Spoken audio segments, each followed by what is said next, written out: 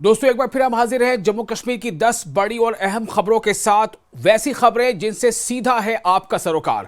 मैं हूं आपका मेजबान विशाल।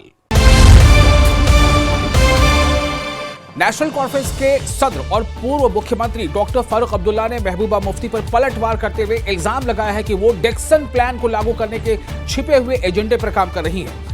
फारूक अब्दुल्ला ने जम्मू और कश्मीर के और बंटवारे को भी खारिज कर दिया। उन्होंने कहा कि लद्दाख जम्मू कश्मीर से अलग हो गया, लेकिन उन्हें कुछ नहीं मिला। उन्होंने कहा कि सब जानते हैं कि पीडीपी लंबे समय से इस डिक्सन प्लान पर काम कर रही है। आपको बता दें कि महबूबा मुफ्ती ने सोमवार को ही पीर पंजाल और चनाब घाटी के लिए डिविजनल स्टेटस की मांग की थी। सुनिए क्या कहा फारूक अब्दुल्ला ने। मांग की है ये तो वो डिक्सन प्लान है भैया, तुम लोग तो जानते भी नहीं होंगे। डिक्सन प्लान तो बहुत पुराना था कि डिवाइड करो चिनाब रिवर के उधर को सब ग्रेटर कश्मीर और इसको अलग करो। मगर वो परमार साहब थे हिमाचल के, जिन्होंने चंबा और कांगड़ा से लोगों से कहा कि तुम्हारी ज़बान जो है वो हिमाचली है। ये तो बड़े बड़े ख्याल थे यहाँ पे। अरे रियासत को तोड़ने वाले तो बहुत से लोग हैं, मगर वो कभी कामयाब नहीं होंगे। कोई ज़िला नहीं बनना चाहिए, बहुत ज़िले हैं। बीजेपी के तर्जुमान अल्ताफ ठाकुर ने पीर पंजाल और चनाब घाटी को अलग डिवीजन का दर्जा दिए जाने की मांग करने पर महबूबा मुफ्ती पर निशाना साधा है। उन्होंने कहा कि महबूबा मुफ्ती जम्मू के लिए अलग डिविजनल कमिश्नर की मांग कर रही है, जो बीजेपी को मंजूर नहीं है। उन्होंने यह भी इल्जाम लगाया कि महबूबा मुफ्ती की ये मांग पाकिस्तान और ISI के एजेंडे पर काम करने जैसा है। देखिए, जिस तरह से कल महबूबा जी ने फिर एक बार वही एंटी जम्मू जो मानसिकता उसकी है, उसको एक बार फिर कल उन्होंने मीडिया के सामने लाके कहा गया कि पीर पंजाल रेंज को अलग डिविजनल कमिश्नर दिया जाए और चिनाब वैली को अलग डिविजनल कमिश्नर, जबकि भारतीय जनता पार्टी हमेशा इसको जम्मू डिवीजन के ही नाम से जानती है। हम इस चीज़ पे यकीन नहीं रखते हैं। और अगर महबूबा जी पीर पंजाल और चिनाब वैली के लिए अलग डिविजन मांगते हैं तो कश्मीर में ऐसा क्यों नहीं मांगती? यहाँ भी तो पीर पंजाल और चनाब घाटी को अलग डिवीजन बनाने की मांग पर महबूबा मुफ्ती ने सफाई दी है। उन्होंने कहा है कि उनकी मांग का मकसद लोगों तक, प्रशासन को यानी इंतजामिया को पहुंचाना है। सुनिए महबूबा मुफ्ती क्या कह रही है। पीर पंजाल रीजन को लेके और चिनाब वैली रीजन को आप सभी लोग जानते हैं। पीर पंजाल एक ऐसा रीजन है, दूर दराज का इलाका है, और वहाँ जब भी हमारे दो मुल्कों के बीच में तनाव होता है तो शेलिंग हो, गोलाबारी हो, तो उसको उनका खिमियाजा भुगतना पड़ता है।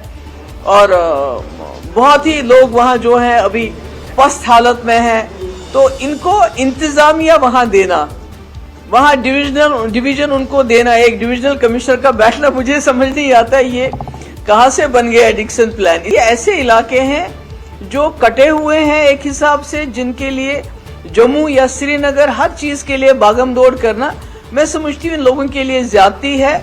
लोगों की एम्पावरमेंट होनी चाहिए। जमहूरियत की सबसे बड़ी निशानी है कि लोगों के पास हुकूमत पहुँच जाए।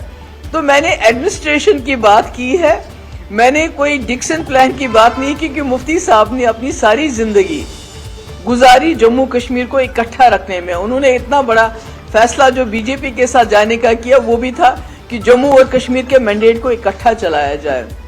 पीर पंजाल और चनाब घाटी मामले में कैबिनेट मंत्री जावेद अहमद राणा ने डॉक्टर फारूक अब्दुल्ला के रुख को सही ठहराया है। जम्मू में न्यूज 18 से बात करते हुए जावेद अहमद राणा ने कहा कि एनसी पीर पंजाल और चनाब घाटी के लिए डिविजनल दर्जे के पक्ष में है, लेकिन मौजूदा वक्त इस मांग को उठाने के लिए मौजू नहीं है।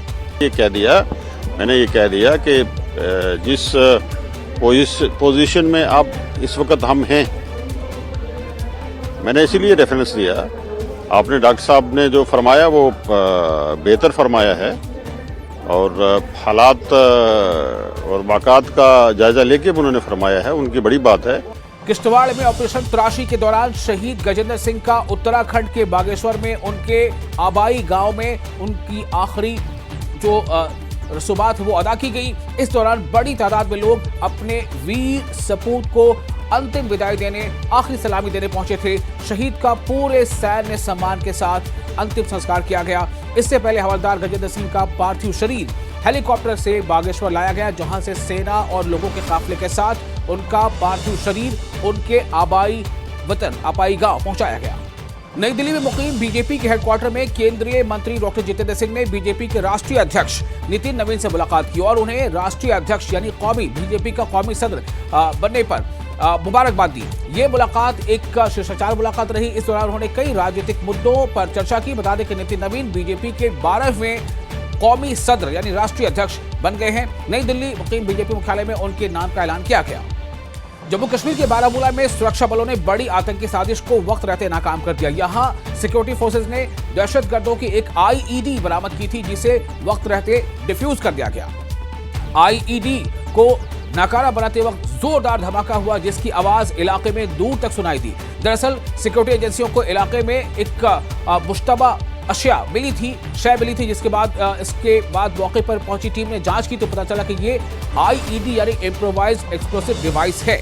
लाइन ऑफ कंट्रोल के पास करना के आबादी वाले इलाके में आग लगने की वाकयात में लगातार इजाफा होता जा रहा है, जिसे देखते हुए फौज ने सिविल एडमिनिस्ट्रेशन के साथ मिलकर एक अवेयरनेस प्रोग्राम का इनेकाद किया और इस प्रोग्राम के दौरान मकामी लोगों को सर्दियों के मौसम में आग के वाकयात से बचने, उसे रोकने और उसे काबू करने के अलग अलग तरीकों के बारे में जानकारी दी गई।